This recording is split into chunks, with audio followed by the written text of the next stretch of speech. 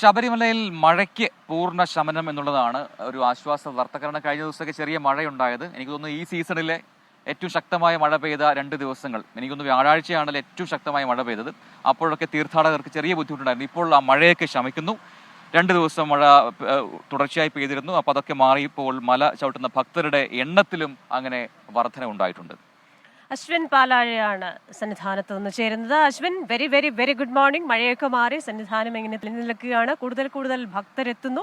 അപ്പോൾ ശബരിമലയിൽ നിന്നുള്ള വിവരങ്ങൾ. Krishna Prajin, very good morning. എന്തായാലും വളരെ ഭംഗിയുള്ളൊരു സുപ്രഭാതമാണ് ഇന്ന് ശബരിമലയിൽ നിന്ന് നമുക്ക് കാണാൻ കഴിയുന്നത്. കാരണം ഇന്നലെയും കഴിഞ്ഞ ദിവസവും എല്ലാം വളരെ ശക്തമായ മഴയായിരുന്നു സന്നിധാനത്തുണ്ടായിരുന്നത്. എങ്കിൽ ഇന്നതിന് വലിയ മാറ്റം ഉണ്ടായിട്ടുണ്ട്. ഇന്നിപ്പോൾ തെളിഞ്ഞ കാലാവസ്ഥയാണ്.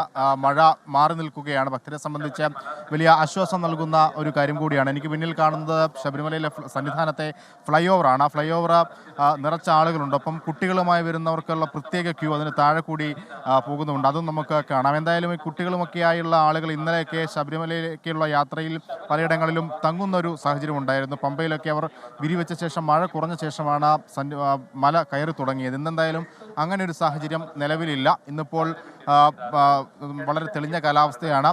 7 മണി മുതൽ പുല്ലുമേട് വഴിയുള്ള ഭക്തരെ കൂടി കടത്തിവിടും. മഴയുടെ പശ്ചാത്തലത്തിൽ ഇന്നലെ ഒന്നും ആ ഒരു പുല്ലുമേട് വഴിയുള്ള ആളുകളെ കടത്തിവിട്ടിരുന്നില്ല എന്നുള്ളതാണ് പോലീസ് അറിയിച്ചിരുന്നത്. എന്തായാലും ഇന്ന് 7 മണിയോടുകൂടി അത് പുനഃസ്ഥാപിക്കും.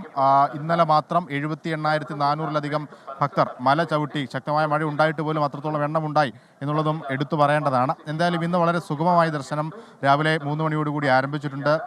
ഇപ്പോഴും അത് പോകുന്നുണ്ട്. എന്തായാലും വളരെ ഭംഗിയായി തന്നെ മഴ മാറി നിന്ന് ഭംഗിയായി തന്നെ ഇന്നത്തെ ദർശനം മുന്നോട്ട് പോകുന്നുണ്ട്. കൃഷ്ണ പ്രജി.